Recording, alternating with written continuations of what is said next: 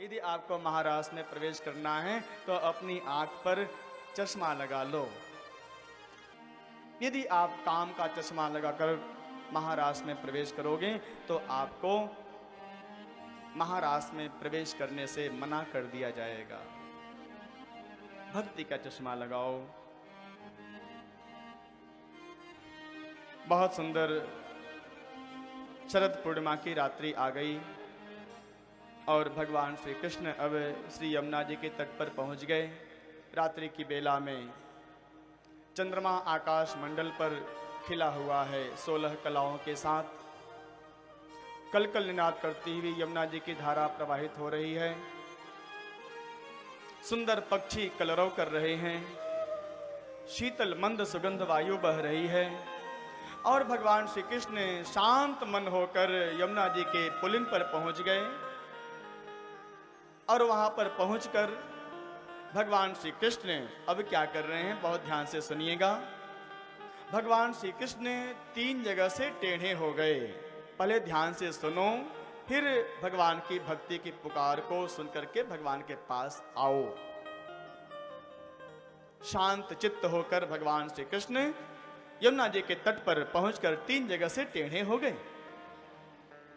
सबसे पहले अपना पैर, अपना घुटना टेढ़ा कर दिए। बाएं पैर के ऊपर दायां पैर लगा दिए, घुटना टेढ़ा हो गया। उसके पश्चात भगवान श्री कृष्ण अपनी कमर को थोड़ा सा टेढ़ा कर लिए बाईं तरफ। और अब भगवान श्री कृष्ण क्या कर रहे हैं, अपने गर्दन को भी थोड़ा टेढ़ा कर दिए। जो भगवान श्री कृष्ण बिल्कुल सीधे थे वो अब 3 जगह से टेढ़े हो गए। त्रिभंग ललित भगवान का नाम है, जो 3 जगह से टेढ़े हैं। और 3 जगह से टेढ़े भगवान श्री कृष्ण ने अपने हाथ में सीधी वंशी ले लिया।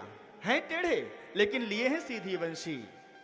और उस वंशी में अब भगवान श्री कृष्ण नेत्र बंद करके योग माया का आश्रय लेते हुए उस वंशी में धीरे धीरे हवा भर रहे हैं, फूंक मार रहे हैं। और वह वंशी की आवाज धीरे धीरे गुंजायमान होते हुए पूरे 84 कोस के ब्रजमंडल की सीमा में जितने भी गोपियां हैं केवल उनको ही सुनाई पड़ रहा है। ग्वाल बाल को नहीं सुनाई पड़ रहा है, देवताओं को नहीं सुनाई पड़ रहा है ना। जो परम प्रेमी देवता हैं जैसे भगवान शंकर, उनको भी सुनाई पड़ रहा है। क्यों? क्योंकि इस समय वो देवता के रूप में नहीं है, महादेव के रूप में नहीं है। इस समय वो भी गोपी बन चुके हैं। उनको मालूम है अब भगवान के महाराज का सुंदर समय आ गया है।